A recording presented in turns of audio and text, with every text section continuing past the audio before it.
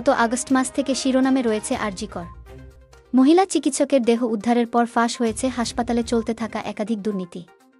ইতিমধ্যেই দুর্নীতি মামলায় গ্রেফতার হয়েছেন প্রাক্তন অধ্যক্ষ সন্দীপ ঘোষ। তার বিরুদ্ধে একাধিক অভিযোগ রয়েছে। এবার শিরোনামে উঠে এল আরজি করে পোস্ট গ্র্যাজুয়েশনের ভর্তিতে দুর্নীতির অভিযোগ। ইতিমধ্যেই জল গড়িয়েছে কলকাতা হাইকোর্ট অবধি। জানা যাচ্ছে মামলাকারীর নাম রাজীব রঞ্জন। তিনি বিহারের চিকিৎসক। 2 বছর আগে আরজি কর হাসপাতালে পোস্ট গ্র্যাজুয়েশনে অ্যাডমিশনের জন্য আবেদন জানিয়েছিলেন।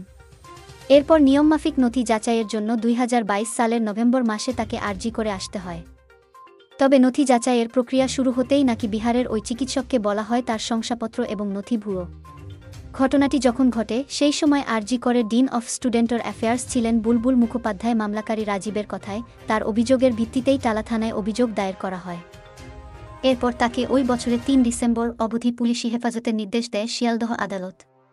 পরবর্তীতে জামিনে মুক্তি পান তিনি। এখনও অবধি পোস্ট গ্র্যাজুয়েশনে ভর্তি হতে পারেননি বিহারের ওই চিকিৎসক। তার কথায় তদন্ত চলার সময় বিহারের মেডিকেল কাউন্সিলের কাছ থেকে তার নথি যাচাই করা হয়েছিল। বিহারের কাউন্সিলের তরফ থেকে জানানো হয় সেখানকার মেডিকেল কাউন্সিলের রেজিস্টার্ড চিকিৎসক রাজীব। তা সত্ত্বেও পুলিশ কেন তার নথি আটকে রেখেছে? রাজীবের অভিযোগ, আরজি করে পোস্ট গ্র্যাজুয়েশন তার জন্য আসন সংরক্ষণ করে রাখা হয়েছিল, সেখানে ইচ্ছা করে এই গণ্ডগোল পাকানো হয়েছিল। জানা যাচ্ছে অভিযোগের তীর বুলবুলের দিকে। ইতিমধ্যেই হাইকোর্টে মামলা দায়ের করেছেন রাজীব। আগামী সপ্তাহে শুনানি হতে পারে। এদিকে আরজি কর হাসপাতালে ধর্ষণ, হত্যাকাণ্ড এবং দুর্নীতি মামলা হাইকোর্টের নির্দেশে বর্তমানে দুয়েরই তদন্ত করছে সিবিআই।